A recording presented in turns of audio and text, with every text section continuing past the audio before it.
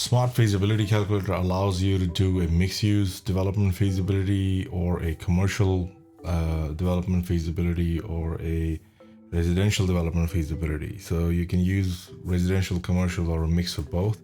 So if you do have commercial units, for example, you bought a shop where on the ground floor you'll have a retail premises, but upstairs you can have apartments.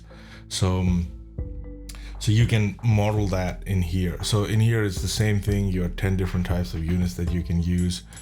You can enter in the number of units, net rentable area per unit. So this is now related to all the assumptions that you made here at the top. So based on what you selected. So if you got net rentable area per unit, you know that, okay, 450 square meters is going to be that, and the total build area is going to be 500.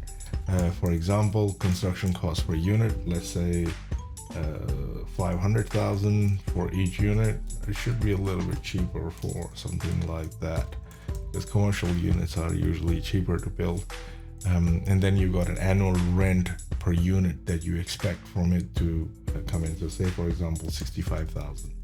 And if it includes GST or not, then you have to select that. Always remember that GST portion here is contingent upon what you've selected here.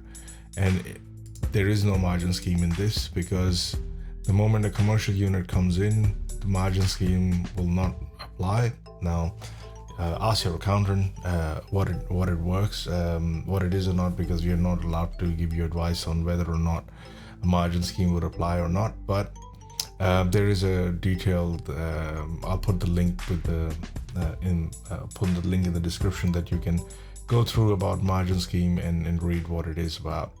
So you can enter these values, because the value of this unit will be based on the rent that it brings in after the vacancy rate and operating expenses and the exit cap rate have been applied to it, and a value has been arrived based on these assumptions.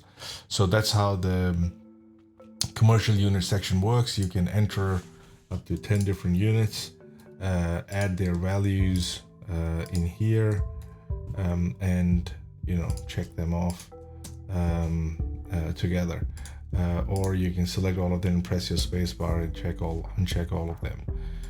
So that's how this works. And all you have to do is, every time you make changes to it, just make sure you press the save and refresh button, so that it automatically refreshes everything and goes into your summary page. We'll discuss the summary page in more detail in the coming videos.